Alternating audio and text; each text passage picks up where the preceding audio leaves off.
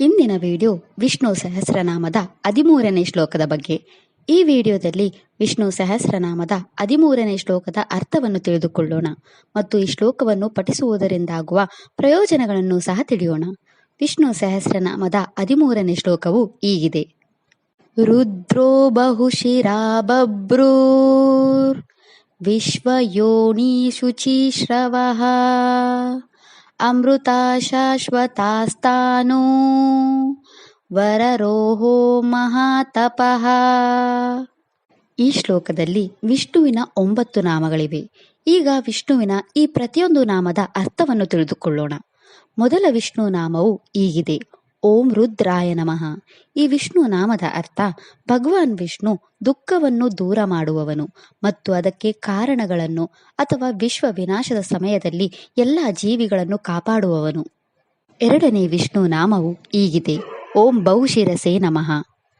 ಈ ವಿಷ್ಣು ನಾಮದ ಅರ್ಥ ಭಗವಾನ್ ವಿಷ್ಣು ಅಸಂಖ್ಯಾತ ತಲೆಗಳನ್ನು ಹೊಂದಿರುವವನು. ಮೂರನೇ ವಿಷ್ಣು ನಾಮವು ಹೀಗಿದೆ. ಓಂ ಬಭ್ರುವೇ ನಮಃ. ಈ ವಿಷ್ಣು ನಾಮದ ಅರ್ಥ ಭಗವಾನ್ ವಿಷ್ಣು ಎಲ್ಲ ಲೋಕಗಳನ್ನು ಹೊತ್ತುವವನು ಅಥವಾ ಈ ಲೋಕವನ್ನು ಆಳುವವನು. ನಾಲ್ಕನೇ ವಿಷ್ಣು ನಾಮವು ಹೀಗಿದೆ.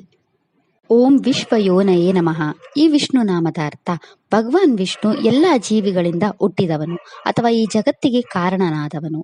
ಐದನೇ ವಿಷ್ಣು ನಾಮವು ಹೀಗಿದೆ. ಓಂ ಶುಚಿಶ್ರವಸೇ ನಮಃ.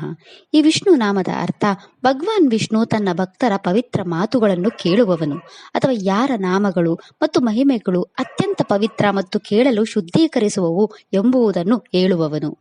ಆರನೇ ವಿಷ್ಣು ನಾಮವು ಹೀಗಿದೆ. ಓಂ ಅಮೃತಾಯ ನಮಃ. ಈ ವಿಷ್ಣು ನಾಮದ ಅರ್ಥ ಹೀಗಿದೆ. ಭಗವಾನ್ ವಿಷ್ಣು ಎಂದಿಗೂ ಮರಣ ಹೊಂದುವುದಿಲ್ಲ ಅಥವಾ ಅಮರನಾದವನು. ಏಳನೇ ವಿಷ್ಣು ನಾಮವು ಹೀಗಿದೆ. ಓಂ ಶಾಶ್ವತ ಸ್ಥಾನವೇ ನಮಃ. ಈ ವಿಷ್ಣು ನಾಮದ ಅರ್ಥ ಭಗವಂತ ವಿಷ್ಣು ಶಾಶ್ವತವಾಗಿ ಸ್ಥಿರವಾಗಿರುವವನು ಅಥವಾ ಶಾಶ್ವತ ಮತ್ತು ಅಚಲನಾಗಿರುವವನು. ಅವನು ದೃಢವಾಗಿ ಸ್ಥಾಪಿತ ಮತ್ತು ಬದಲಾಗದವನು. ಎಂಟನೇ ವಿಷ್ಣು ನಾಮವು ಹೀಗಿದೆ.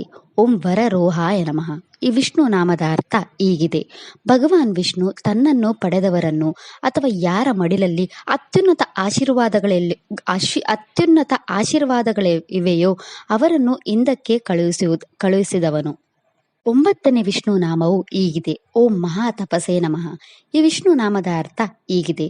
ಭಗವಾನ್ ವಿಷ್ಣು ಮಹಾಶಕ್ತಿಯ ಬಗ್ಗೆ ಅಪಾರ ಜ್ಞಾನವುಳ್ಳುವವನು ಮತ್ತು ಸೃಷ್ಟಿಯೊಂದಿಗೆ ತಪಸ್ಸನ್ನು ಹೊಂದಿರುವವನು. ವಿಷ್ಣು ಸಹಸ್ರನಾಮದ ಈ 13ನೇ ಶ್ಲೋಕವು ಭಗವಾನ್ ವಿಷ್ಣುವಿನ ಗುಣಗಳು, ರೂಪಗಳು ಮತ್ತು ದೈವಿಕ ತಂತ್ರಗಳನ್ನು ವಿವರಿಸುತ್ತದೆ. ಭಗವಾನ್ ವಿಷ್ಣುವನ್ನು ತನ್ನ ಭಕ್ತರ ಮೇಲೆ ಅಪಾರ ಪ್ರೀತಿಯನ್ನು ಹೊಂದಿರುವ ಮತ್ತು ಅವರಿಗೆ ಮುಕ್ತಿಯನ್ನು ನೀಡುವವನಾಗಿ ಚಿತ್ರಿಸಲಾಗಿದೆ. ಅವನು ಅನೇಕ ತಲೆಗಳನ್ನು ಹೊಂದಿರುವವನು, ತನ್ನ ವಿಶ್ವರೂಪವನ್ನು ಹೊಂದಿರುವವನು ಮತ್ತು ಈ ಭೂಮಿಯನ್ನು ಉಳಿಸಿಕೊಳ್ಳುವ ಶಕ್ತಿಯನ್ನು ಹೊಂದಿದ್ದಾನೆ ಎಂದು ಈ ಶ್ಲೋಕವು ವಿವರಿಸುತ್ತದೆ.